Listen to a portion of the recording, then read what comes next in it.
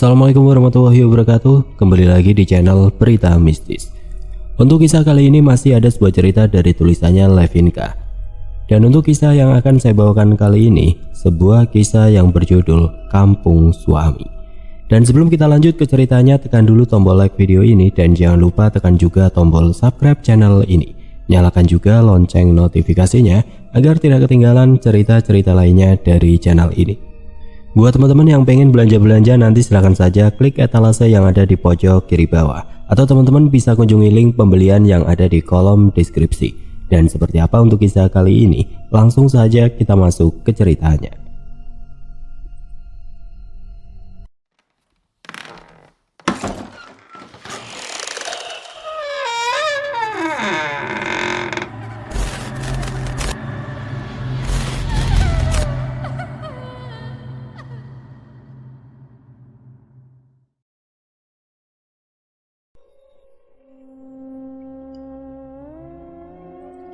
Sebuah mobil travel berbelok memasuki jalan kampung yang berbatu juga dipenuhi genangan. Jajaran pohon berbaris rapi seolah menyambut di sisi kanan dan kiri jalan. Akhirnya sampai juga. Aku nggak sangka desa kelahiran kamu begitu terpencil, Mas. Devana celingukan saat mobil travel yang mereka tumpangi sudah memasuki gapura desa Badean. Kok malah merem? Katanya udah mau sampai. Kalau kelewat gimana?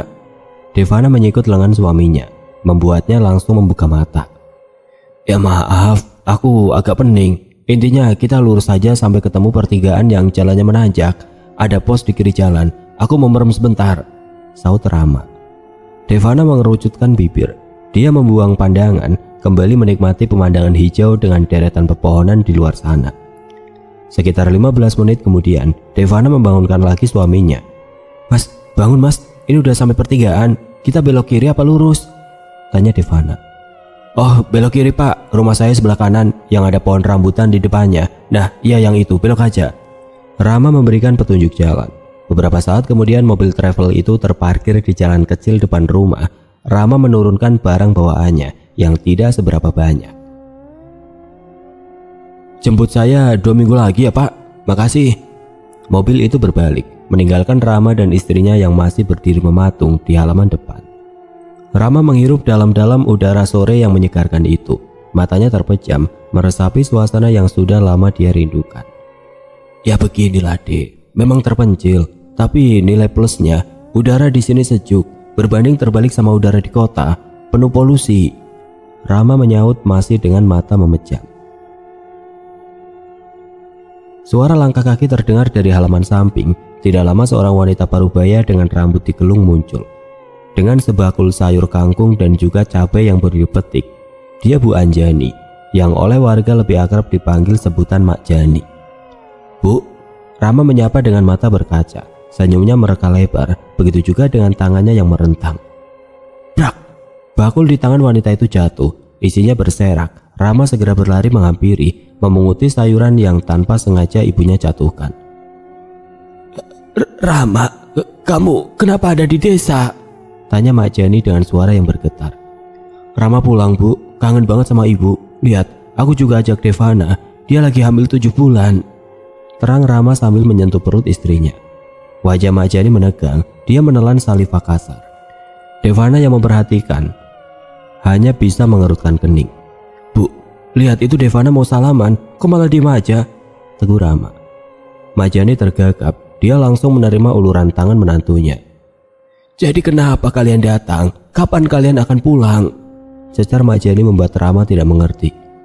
Kami baru sampai bu, kenapa ditanya kapan pulang? Aku udah bertahun-tahun gak pulang karena pandemi. Bahkan saat bapak meninggal, aku gak bisa datang. Apa ibu gak kangen? Apalagi aku datang dengan kabar baik, ibu bakal punya cucu. Mak Jani menunduk, tangannya mengepal, keningnya dipenuhi keringat dingin. Ibu kenapa? Tanya Devana khawatir. Cepat pulang, telepon orang travel yang antar kalian tadi, cepat, desak Mak Jani. Gak bisa bu, kami udah bilang minta dijemput 2 minggu lagi. Lagian di sini gak ada sinyal, gak bisa nelpon. Rama menyaut enteng. Kalian gak mengerti, yang di desa saja ingin pergi, kenapa kalian malah datang? Tanya Mak Jani penuh penekanan. Devana meremas ujung kaosnya. Merasa kedatangannya tidak diterima dengan baik, dia sedikit merasa sesak dan sakit hati. Dalam pikirannya, bisa jadi ibu mertuanya tidak menyukai dirinya. Mentari mulai terbenam. Mak Jani terperajat. Tubuhnya menegang sesaat dengan kepala menunduk. Devana menatap aneh, sementara Rama sibuk mencari dan memisahkan oleh-oleh untuk sanak keluarga lainnya. Ibu gak apa-apa? Tanya Devana pelan. Mak Jani mengangkat kepala, menatap Devana dengan aneh. Bibirnya mengukir senyum lebar. Ya, masuklah. Aku berubah pikiran.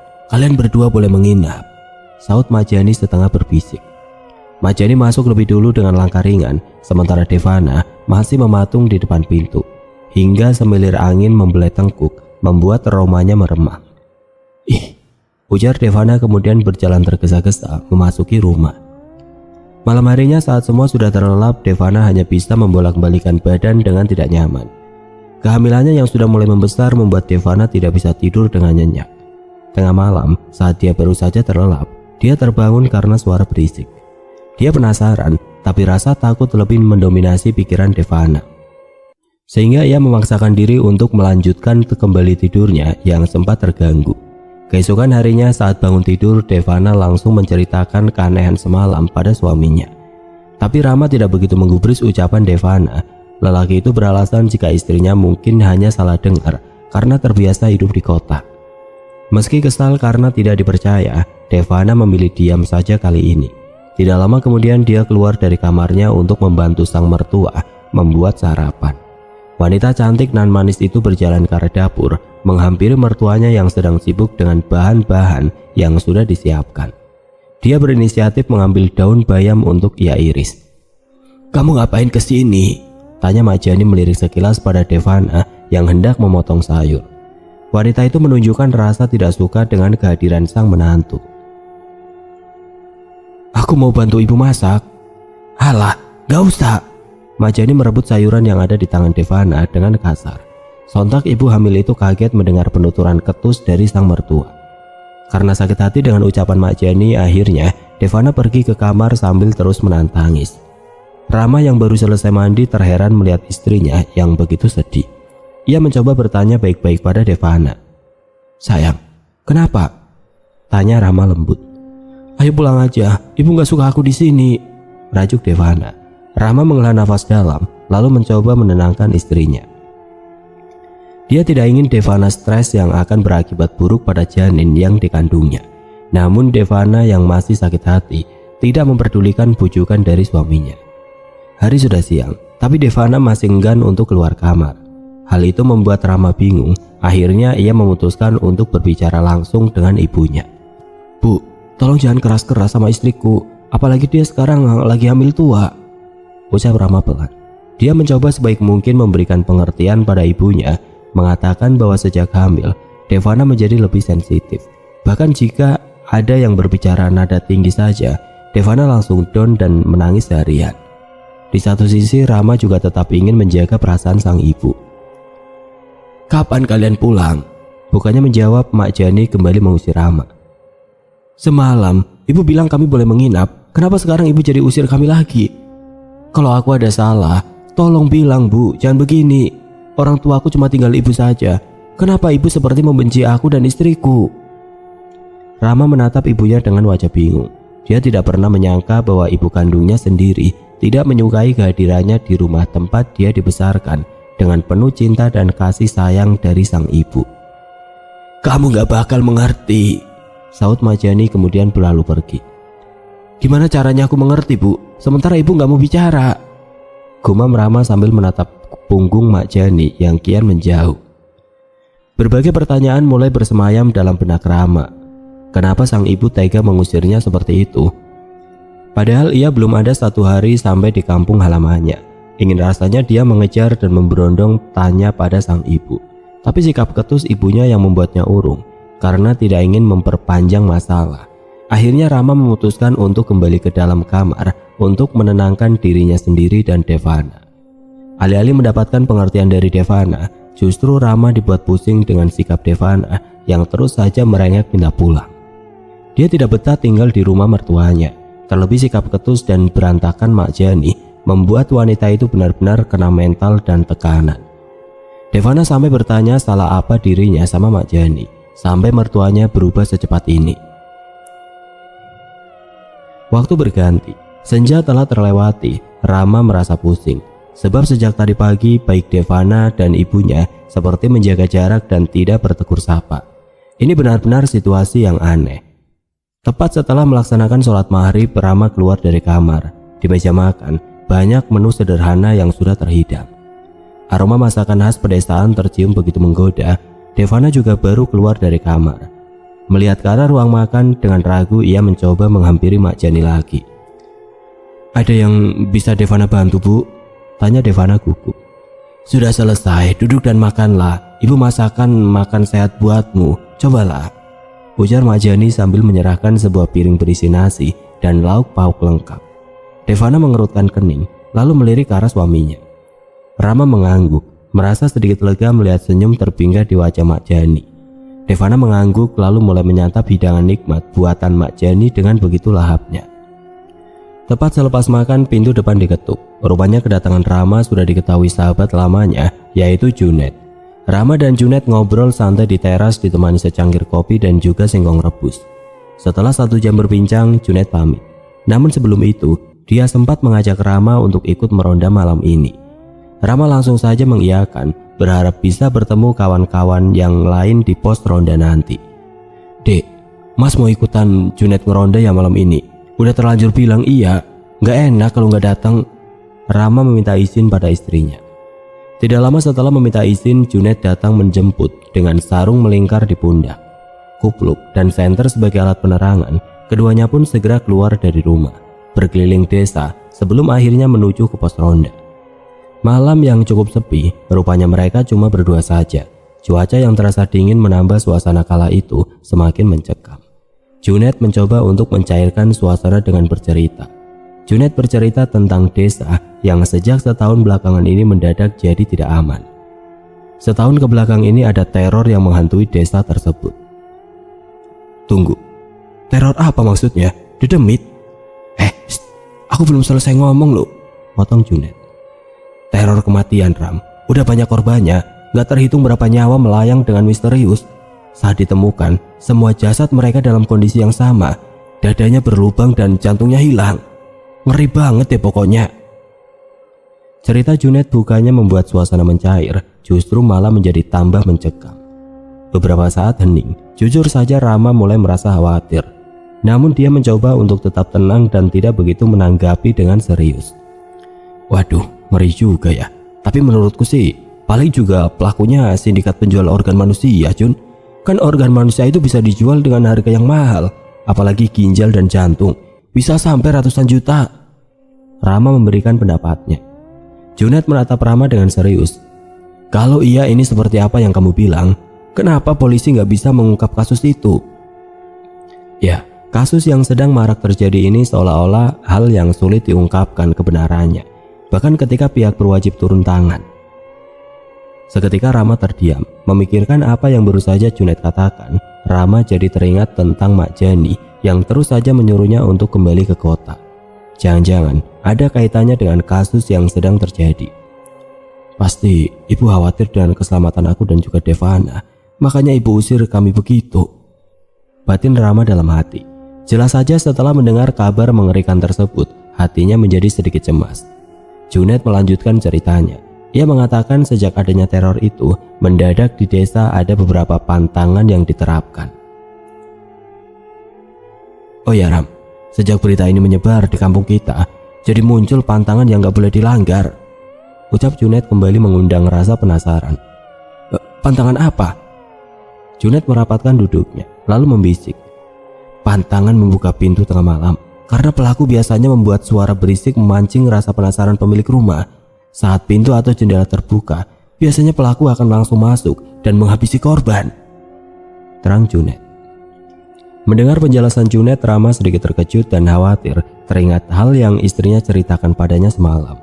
Seingat Rama, Devana mengeluh tidak bisa tidur karena mendengar suara aneh di samping rumah mereka. Rama bertambah cemas. Ia merasa tidak bisa diam terus begini. Bagaimana jika pelaku kejahatan itu ke rumahnya? Namun tidak mungkin dirinya pulang begitu saja dan meninggalkan Junet sendiri. Junet yang memahami serta merasakan kecemasan Rama berinisiatif untuk menyuruhnya pulang saja. Lebih baik sekarang kamu pulang, Ram. Kasihan istrimu ditinggal tidur sendirian di kamar. Mana pas hamil besar lagi. Rama terdiam sejenak dan menjadi galau. Di satu sisi ia kepikiran Devana, tapi di sisi lain ia juga khawatir akan keselamatan Junet. Bagaimana jika pelaku muncul dan mencelakai Junet? Namun Junet meyakinkan Rama jika dirinya akan baik-baik saja dan sebentar lagi dua teman Junet yang lain akan datang. Cuma memang kedua teman lain akan datang terlambat karena ada urusan lain. Meski awalnya Rama merasa ragu untuk pulang, tetapi pada akhirnya Rama memutuskan pulang dengan berbekal lampu senter melewati jalanan desa yang sepi dan gelap karena minimnya penerangan di sepanjang jalan. Sepanjang perjalanan bulu kuduk Rama meremang. Entah itu karena dingin atau entah karena gara-gara Junet yang sudah meracuni pikirannya dengan cerita horor yang dia sampaikan. Yang jelas, di antara perasaan itu ia merasa cemas pada Devana, istrinya, dan juga ibunya. Setelah berlarian membelah malam, Rama sampai di depan rumah. Rama meneguk Salifah kasar, sejenak terkejut sebab pintu depan dalam keadaan terbuka lebar. Dengan perasaan was-was, Rama berlari menerobos masuk. Pertama, dia berlari ke kamar yang ditempati dia dan istrinya. Tok tok tok. Rama mengetuk pintu kamarnya dengan tidak sabaran. "Kamu pulang, Mas?" tanya Devana dari dalam sana. Rama bernapas lega, ternyata istrinya baik-baik saja. Syukurlah. Namun sedetik kemudian ia kembali panik. Rama teringat dengan Mak Jani. Rama pun langsung berlari ke kamar ibunya.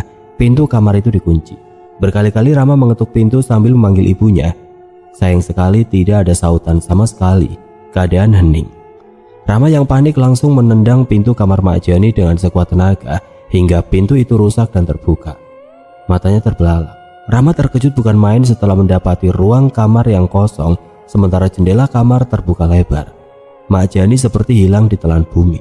Tidak ada dimanapun meski Rama sudah mencarinya kemana-mana.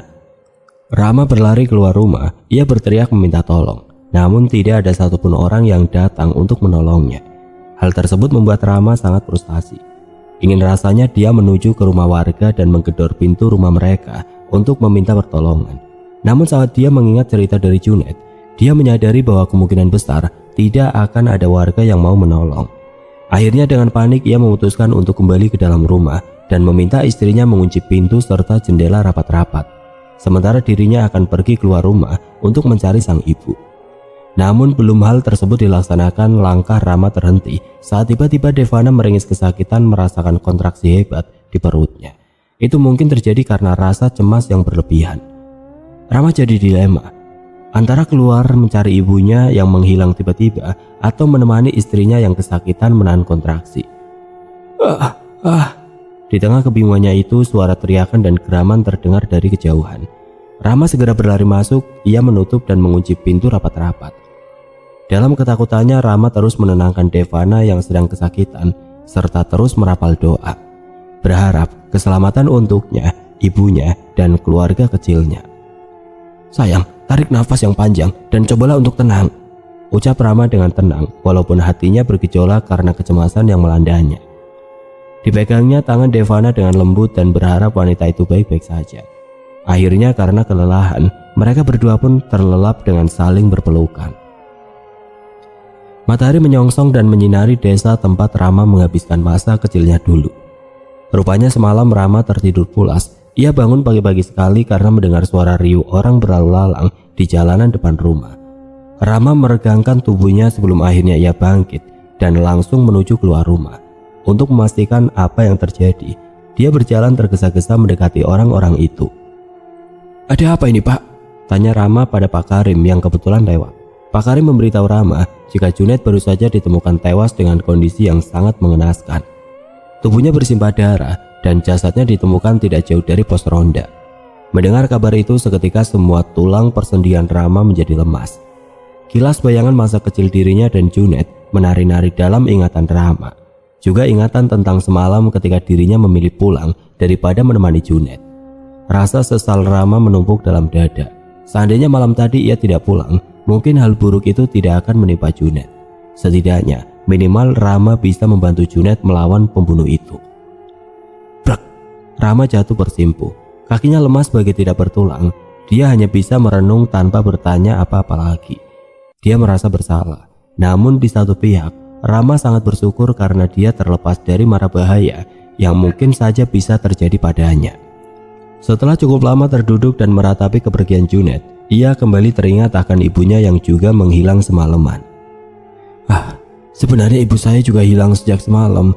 Saya teriak minta bantuan tapi semalam gak ada yang menyauti, ujar Rama pada beberapa warga yang ada di sekitarnya.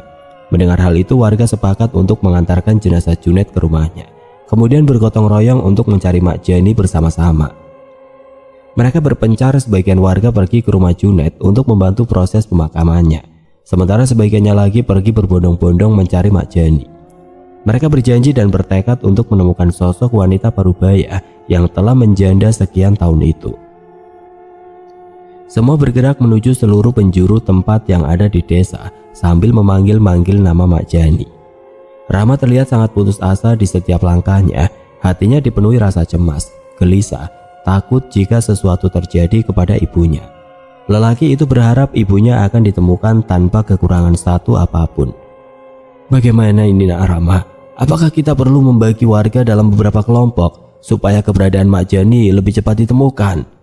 Usul salah satu warga. Baik Pak, diatur saja bagaimana baiknya. Warga pun dibagi dalam 3 kelompok besar. Lalu mereka berpencar mencari Mak Jani. Rama kembali fokus dengan pencariannya. Saat ini yang paling penting adalah ibunya saja. Bagaimanapun caranya, ibunya harus segera ditemukan. Mak Jani! Suara-suara itu menggema di area perkebunan. Terik matahari yang menyilaukan tidak membuat seorang Rama menyerah untuk menemukan Mak Jani. Rama bahkan tidak peduli dengan tubuhnya yang kepanasan dan bersimbah peluk. Hingga akhirnya setelah melakukan pencarian hampir seharian, Mak Jani ditemukan di area perkebunan kopi dalam keadaan tidak sadarkan diri dengan kondisi tubuh yang dipenuhi dengan luka-luka segar dan goresan seperti cakaran di sekujur tubuhnya. Rama berlari memeluk ibunya yang terkapar. Matanya berkaca melihat wanita yang melahirkannya tampak tidak berdaya, dipenuhi luka-luka. Ibu, apa yang telah terjadi Bu? Siapa yang melukai ibu sampai seperti ini? Rintih Rama pilu. Dia tidak pernah menyangka peristiwa tragis ini akan dialami oleh ibu yang telah melahirkan dan membesarkannya. Sabar nak Rama, yang terpenting ibumu telah ditemukan dalam kondisi hidup. Soal luka-lukanya masih bisa ditangani dan disembuhkan.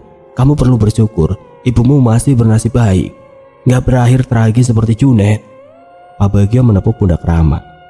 Para warga menenangkan Rama dan menyarankan agar Mak Jani segera dibawa pulang. Rama pun mencoba tenang dan akhirnya bangkit dari posisinya, memberi ruang kepada bapak-bapak lain untuk membantunya membawa tubuh Mak Jani dengan tandu dadakan dari sarung yang dibuat spontan. Sampai di rumah, Devana menyambut dengan perasaan yang begitu lega atas kepulangan sang suami dan mertua. Walaupun tubuh Mak Jani dipenuhi luka-luka, tapi dia bersyukur karena mertuanya itu bisa pulang dalam keadaan hidup. Setelah mendapat perawatan di area luka-lukanya, Mak Jani tersadar. Rama begitu senang. Alhamdulillah, ibu sudah sadar, ujar Rama. Mak Jani diam saja. Perasaan lega itu kembali berubah menjadi cemas sebab Mak Jani terlihat seperti orang linglung. Dia bahkan tidak menggubris saat warga mengajukan pertanyaan kepadanya. Tidak hanya Rama yang bingung, semua warga pun bingung. Mereka semakin penasaran dengan apa yang telah terjadi pada wanita berumur itu. Dek, sepertinya lebih baik kita bawa ibu ke kota. Kamu gak keberatan kan? Tanya Rama pada istrinya. Rama yang khawatir akan keselamatan ibunya, ia memutuskan untuk membawa Mak Jani ikut bersamanya ke kota. Namun tiba-tiba Mak Jani membuka suara. Enggak mau, tolak Mak Jani spontan. Matanya melotot tajam, tampak jelas dia tidak suka. Meski ibunya menolak ajakan itu, Rama tidak menyerah untuk terus membujuk ibunya. Meskipun pada akhirnya semua sia-sia, Mak Jani tetap tidak ingin pergi dari kampung ini. Karena tidak berhasil membujuk sang ibu, Rama akhirnya memutuskan untuk tinggal lebih lama di desa. Selain itu, dia juga ingin membantu warga untuk menangkap pelaku kejahatan yang telah mencelakai ibunya dan mengambil nyawa sahabat kecilnya. Tidak terasa sudah seminggu Rama dan istrinya tinggal di desa. Malam itu malam yang sepi dan dingin menusuk tulang. Devana terbangun tengah malam karena ingin buang air. Dia mencoba membangunkan suaminya, namun Rama tidak kunjung membuka mata. Devana tidak tahan, akhirnya keluar dari kamar dengan tergesa. Sejenak langkahnya terhenti di ambang pintu karena ragu. Untuk mencapai kamar mandi, dia harus melewati lorong panjang yang di samping kanan berisi deretan ruang kosong. Cahaya kuning temaram menjadi satu-satunya penerangan di lorong itu. Devana mempercepat langkah sebab sudah tidak tahan. Di kamar mandi, perempuan hamil itu buru-buru menyelesaikan urusannya. Tidak sampai 5 menit dia keluar dari kamar mandi. Devana terpaku saat melihat Mak Jani berdiri di ujung sana dengan rambut digerai panjang, gaun putih menjuntai. Anehnya lagi, dia berdiri di sana sambil membenturkan kepalanya berkali-kali ke tembok lorong yang remang. "Ibu?" Devana memberanikan diri memanggil mertuanya itu berkali-kali. Dia berjalan pelan-pelan dan mendekati Mak Jani. Ada rasa takut yang sedikit banyak membuat langkahnya ragu. Langkah Devana berhenti dengan jarak keduanya hanya sekitar 10 meter saja. Ibu gak apa-apa kan?" tanya Devana setelah berkali-kali memanggil Mak Jani. Akhirnya wanita itu menoleh ke arah Devana, rambutnya menutupi separuh wajahnya. Krak, krak. Lehernya bergerak patah-patah. Kemudian dia menjatuhkan diri dalam posisi merangkak. Cek, cek. Mak Jani berdecak. Di malam yang begitu hening, decapan mertuanya terdengar sangat jelas. Seluruh badan Devana bergetar hebat, antara rasa takut namun juga khawatir kalau terjadi sesuatu yang buruk pada mertuanya. Dengan ragu, Devana melangkah maju dengan perlahan, namun tiba-tiba Mak Jani merangkak dengan cepat ke arahnya sambil berdecap. Lidahnya menjelati pinggiran bibirnya yang kering, matanya menatap liar ke arah perut menantunya, seolah berniat menyantap Devana dan bayinya saat itu juga. Ibu mau apa?" tanya Devana setelah memekik sambil melangkah mundur. Tubuhnya gemeteran, keringat dingin sudah membanjiri seluruh tubuhnya. Tanpa berpikir panjang, dia segera berbalik, berlari ke kamar mandi lagi lalu mengunci pintunya dari dalam. Devana mengontrol deru nafas yang memburu, juga detak jantung yang tidak karuan. Dia menangis ketakutan sambil membekap mulutnya. Saking takutnya, Devana tidak berani keluar lagi dari kamar mandi hingga dia akhirnya ketiduran dalam posisi duduk sampai pagi. Keesokan harinya saat sadar hari sudah pagi dan azan subuh sudah berkumandang, Devana segera berlari ke dalam kamarnya dengan segala pertanyaan yang ada dalam benaknya. Devana berjanji akan menyelidiki semua keanehan yang terjadi pada mertuanya. Sebelum menemukan bukti, dia akan menahan diri untuk tidak bercerita lebih jauh pada suaminya. Malam berikutnya bertepatan bulan purnama. Devana sengaja tidak tidur sampai tengah malam demi mengintai gelagat aneh sang mertua. Ia sangat yakin dengan apa yang ia lihat tempo lalu bahwa ada sesuatu yang disembunyikan mertuanya. Duk, duk, duk. Suara aneh itu mulai terdengar, membuat Devana turun dari ranjang dan keluar dengan mengendap-endap. Kali ini dia akan mengintai dan mencari tahu kenapa mertuanya bisa berkelakuan aneh seperti itu. Benar saja, Devana melihat Mak Jani berjalan terseok-seok membelah kegelapan malam. Dengan sangat hati-hati, Devana membuntuti Mak Jani dari belakang.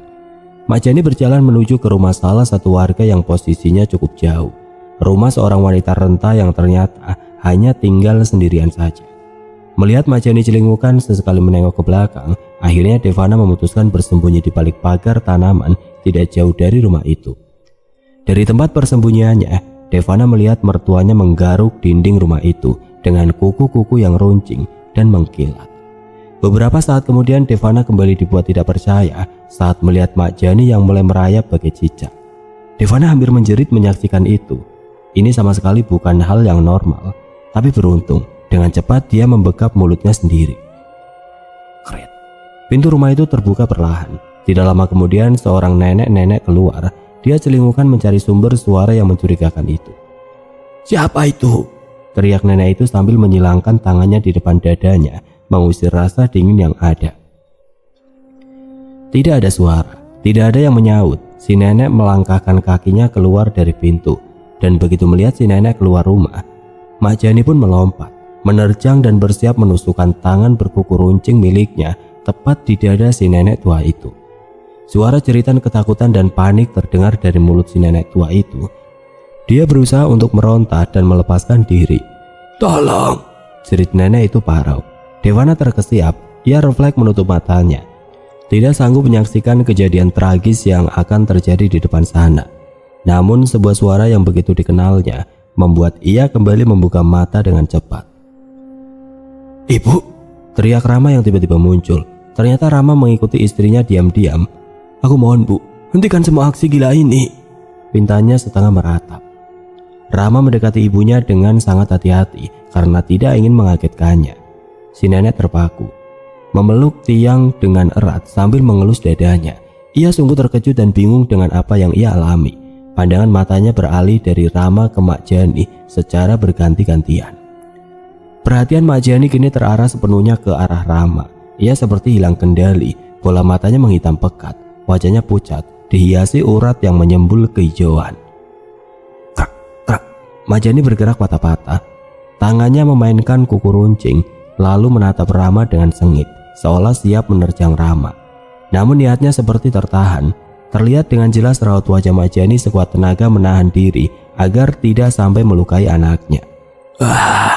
Terdengar raungan frustasi sangat jelas dari mulut Mak Jani. Di tengah situasi yang mencekam itu, untungnya ada beberapa orang peronda yang kebetulan lewat langsung merapat membuat barisan. Salah satu dari mereka diminta untuk memanggil Ustadz Ramzi, Ustadz muda yang baru saja pindah ke desa ini sekitar 2 minggu lalu. Kebetulan rumahnya tidak jauh dari sana. Tidak lama Ustadz Ramzi datang. Melihat keadaan Mak Jani, Ustadz Ramzi langsung paham dengan apa yang sebenarnya sedang terjadi pada wanita itu. "Pegangi dia, kita akan lakukan ruqyah," titah Ustadz Ramzi. Mak Jani terus memberontak saat mendengar dirinya akan diruqyah. Para pria bahkan hampir tidak kuat menahan agar pegangan mereka pada Mak Jani tidak terlepas. Seolah ada satu kekuatan besar dari dalam tubuh Mak Jani yang melebihi batas normal manusia. "Jangan lepaskan pegangan kalian," perintah Ustadz Ramzi. Ustadz Ramzi terus melafalkan doa-doa yang bisa menaklukkan jin yang menguasai diri Mak Jani. "Bismillahirrahmanirrahim." Berhenti. Jangan gaungkan doa itu dengan iman. Aku benci. Mak Jani berteriak dengan suara yang terdengar berganda. Suara teriakan Mak Jani yang melengking membuat setiap telinga berdenging dan meremangkan bulu kuduk. Tidak ada satupun dari mereka yang berani mengeluarkan sepatah kata pun. Semua perhatian tertuju sepenuhnya pada Mak Jani dan Ustadz Ramzi. Setelah cukup lama mencoba, akhirnya perlawanan Mak Jani mulai melemah dan dia tidak sadarkan diri. Rama meminta warga untuk membawa Mak Jani pulang ke rumahnya. Sesampainya di rumah, Rama tidak dapat lagi menahan rasa penasaran. "Apa yang sebenarnya terjadi pada ibu saya, Ustadz?" tanya Rama dengan wajah kalut. "Menurut yang saya lihat, di dalam tubuh ibunya ada sosok lelembut yang menguasai dirinya.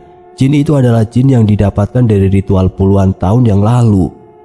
Ustadz Ramzi menjelaskan apa yang terjadi pada Mak Jani. "Maksud Ustadz, ritual seperti apa itu?" tanya Rama tergagap. Wajahnya dipenuhi tanda tanya yang besar. Sebuah fakta masa lalu pun terkuak. Demi mendapatkan kekayaan yang banyak dalam waktu singkat, Pak Kuswono, ayahnya Rama, dahulu memuja pada jin. Sebagai seorang istri, Mak Jani mendukung penuh niat suaminya. Mak Jani rela menjadikan sebagai wadah bagi jin tersebut.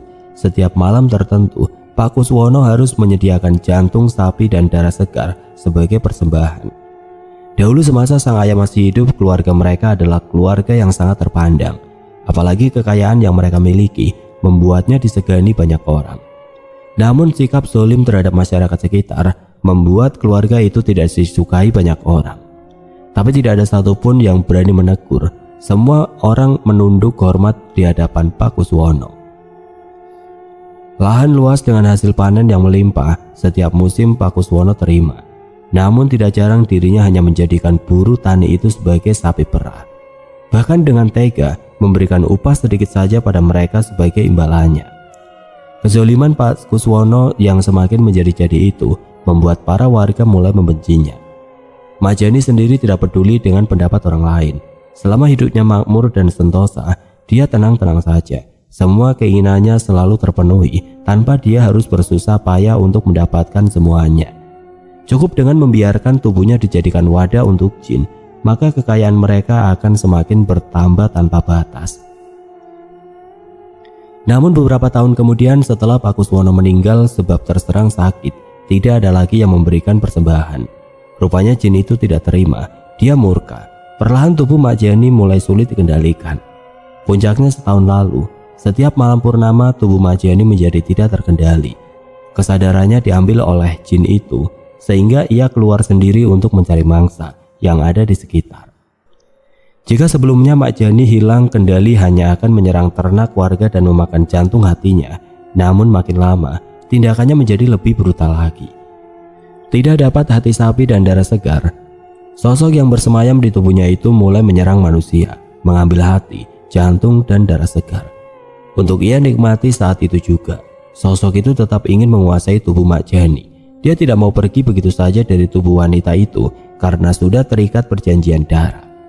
Selain itu tentu saja dia masih ingin memanfaatkan tubuh Majani untuk memenuhi keinginannya. Itulah alasan kenapa Majani mengusir Rama dari desa. Ia tidak ingin anaknya menjadi korban akibat kesalahan yang diperbuat oleh dirinya dan suaminya di masa lalu. Dia takut dirinya hilang kendali dan malah melukai anak dan juga menantunya. Jika dikatakan menyesal, tentu saja ada penyesalan yang sekarang Majani rasakan. Tapi sakit hati dan haus akan harta saat muda dahulu membuat dirinya dan suami menjadi gelap mata, sehingga menghalalkan segala cara untuk mendapatkan kekayaan. Bukan tanpa alasan, Majani melakukan semua itu saat masih muda dulu. Hidup Majani selalu kekurangan. Untuk menikmati sesuap nasi saja rasanya sangat susah. Belum lagi dengan ejekan dan penghinaan dari orang-orang sekitarnya karena kemiskinan yang melanda keluarganya. Hal itulah yang membuat Majani nekat mendukung jalan pintas yang diambil oleh suaminya. Tanpa ragu-ragu, dia mengorbankan dirinya hanya untuk memenuhi nafsu duniawi. Mendengar hal itu, beberapa warga yang ternyata masih belum pulang dan duduk di teras menguping pembicaraan rahasia itu menjadi sangat murka. Keterlaluan sekali. Berapa banyak korban yang berjatuhan karena keinginan sesat mereka? Geram salah satu warga bernama Santo.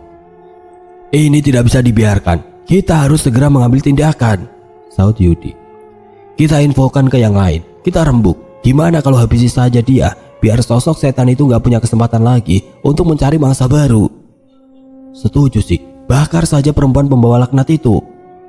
Warga pun merangsek ke arah Majani yang sedang terbaring lemah, tidak sadarkan diri. Mereka ingin main hakim sendiri. Untunglah Ustadz Ramzi bergegas menghalangi tindakan para warga yang sudah tersulut emosinya. Bapak-bapak, saya harap kalian bisa tenang. Di sini Majani juga korban, bukan pelaku. Korban apanya? Dia biang keladinya, Pak Ustadz. Tenang, tolong tenang. Kita cari solusinya sama-sama, ujar Ustadz Ramzi. Lalu solusinya bagaimana, Ustadz? Mau sampai kapan desa kita dihantui teror kematian ini? Tanya salah satu warga yang masih geram. Dan disoraki setuju oleh warga lainnya yang mendukung pendapat pria itu. Kita tidak mau ada lagi orang tidak bersalah yang jadi korban selanjutnya, timbal salah satu peronda yang tadi ikut memegang Majani. Saya akan mencoba mengeluarkan sosok itu dalam tubuh Majani. Saya harap semuanya membantu doa. Ustadz Ramzi segera memimpin doa dan berjuang sekuat tenaga mengeluarkan jin dari tubuh Majani. Namun jin itu seolah sudah melekat dan menyatu dengan sempurna dalam tubuh Majani. Tubuh Majani tersentak-sentak dan diguncang dengan keras oleh jin yang bersemayam dalam tubuh wanita itu, sehingga beberapa warga harus kembali turun tangan memegang Majani. Lepaskan aku, teriak Majani dengan suara parau. Wanita itu terlihat begitu marah dan ingin melahap orang-orang yang memegangnya. Berkali-kali dia meronta melepaskan diri, tapi doa dan semangat dari warga membuatnya tidak dengan mudah melepaskan diri dari mereka. Mas Rama, sepertinya kita harus berbicara sebentar, ucap Ustadz Ramzi menoleh ke arah Rama, sedangkan Majani dipegangi beberapa warga supaya tidak melarikan diri atau memangsa korban baru. Baik Ustadz, mari. Rama pun mengajak Ustadz Ramzi pergi ke kamar paling belakang. Namun sebelum dia pergi, Rama meminta Devana untuk tidak keluar dari kamar sedikit pun. Dia tidak mau terjadi apa-apa pada istri tercintanya itu. Devana yang memang sudah ketakutan menuruti permintaan Rama. Ustadz Ramzi menjelaskan, jika jin dalam tubuh Majani dipaksa keluar, kemungkinan besar Majani akan mati. Perjanjian itu adalah perjanjian seumur hidup, tidak akan lepas begitu saja. Kondisi Majani yang sebenarnya sudah sakit parah, kekuatan bertahan hidup yang dimilikinya sekarang adalah bentuk energi negatif dari jin itu, sebagai bentuk timbal balik pada raga yang disemayami. Selain itu, jin yang memakai tubuh Majani adalah jin yang sangat kuat dan jahat. Jin itu tidak akan berhenti begitu saja sebelum Majani mengembuskan nafas terakhirnya. Maka dia akan selamanya bersemayam di sana. Apa tidak ada cara lain, Ustadz? Tanya Rama dengan wajah pucat dan frustasi. Membayangkan ibunya akan pergi selama-lamanya membuat hati Rama berdenyut nyeri seperti ditusuk oleh belati yang tajam. Dia sudah kehilangan sang ayah, lalu sekarang dia harus kehilangan ibunya juga. Apalagi Devana dalam keadaan hamil. Sudah lama ibunya itu merindukan kehadiran seorang cucu di tengah-tengah keluarga mereka. Maafkan saya, hanya itu satu-satunya cara, Mas Rama. Rama berjalan mondar-mandir karena tidak tahu harus berbuat apa. Dia sangat menyayangi sang ibu, tapi dia tidak mendukung apa yang sudah dilakukan oleh Majani selama ini. Bagaimana, Mas Rama? Kita harus mengambil keputusan sekarang juga, karena kalau tidak, maka akan ada korban-korban selanjutnya. Lihat di sana, warga mulai kepayahan menahan Majani yang kesetanan. Ustadz Ramzi menunjuk ke arah ruang tamu. Rama menarik nafas panjang dan mendengus pelan. Mas Rama, saya tahu bahwa ini adalah keputusan yang sulit, tapi saya dan para warga menunggu jawaban. Baiklah, jika memang itu keputusan finalnya, saya ikhlas Pak Ustadz. Apapun yang terjadi pada ibu, insya Allah saya sudah ikhlas. Rama akhirnya berhasil mengambil keputusan sulit, meskipun harus berderai air mata. Namun ia tidak ingin sisa hidup ibunya dihabiskan untuk hal yang tidak bermanfaat, yang bahkan sangat merugikan banyak orang. Baiklah, jika Mas Rama sudah setuju dengan semua konsekuensinya, mari kita keluar dan mengeluarkan sosok itu dari tubuh Majani. Bantu doakan agar semua berjalan lancar, ujar Ustadz Ramzi. Baik Pak Ustadz. Ustadz Ramzi keluar dari kamar diikuti dengan Rama. Sebelum ritual dilakukan, tubuh Majani yang sekarang sudah diikat kuat dibaringkan di tengah ruangan. Ustadz Ramzi meminta semua orang untuk mengambil wudhu dan membacakan surat Al-Jin bersama-sama. Begitu ayat-ayat suci mulai dilantunkan, Majani berteriak-teriak. Tubuhnya mengejang dengan hebatnya. Tali yang mengikat tubuhnya pun hampir terlepas saking kuatnya Majani memberontak. Wah! Dari mulutnya keluar darah hitam bergumpal tanpa henti. Wajah Majani berubah menjadi mengerikan. Dia meraung dengan keras setiap kali Pak Ustadz memercikan air yang sudah dibacakan ayat suci itu ke tubuhnya. Asap keluar dari tubuhnya dan itu membuat Majani sangat menderita seperti kepanasan. Devana yang menyaksikan semua itu dari balik pintu hanya bisa berderai air mata. Sungguh pemandangan yang tidak pernah ia pikir dalam benaknya kini terpampang nyata di depan matanya. Mertua yang ia sayangi dan segani kini terlihat begitu asing di hadapannya. Setelah darah hitam itu berhenti keluar, tiba-tiba tubuh Majani menggelepar bagai ikan kehabisan air. Rama membuang muka, tidak tega menyaksikan akhir hidup sang ibu sangat tragis. Ingin rasanya dia memutar kembali waktu dan berharap hal seperti ini tidak pernah terjadi dalam keluarganya. Ayat-ayat suci terus dikumandangkan hingga akhirnya Majani berhenti bergerak.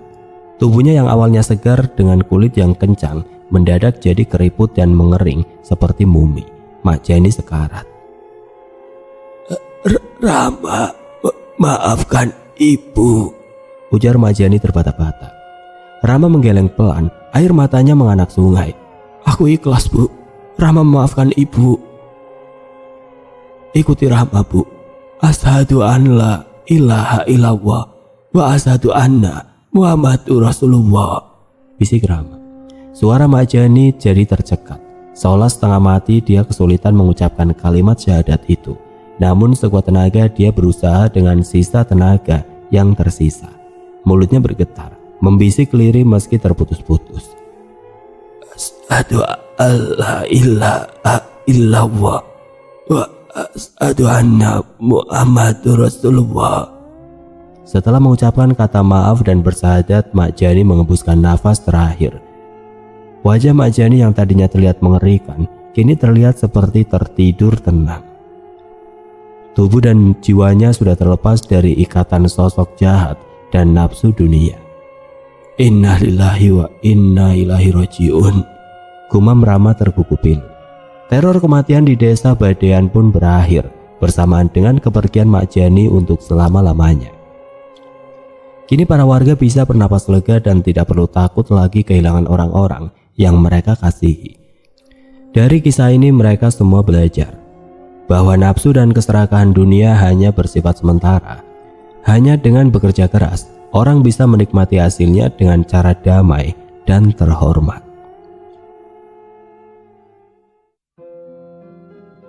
Oke teman-teman, sekian untuk kisah kali ini. Semoga apa yang sudah saya bagikan dalam kisah ini dapat dijadikan pembelajaran untuk kita semua.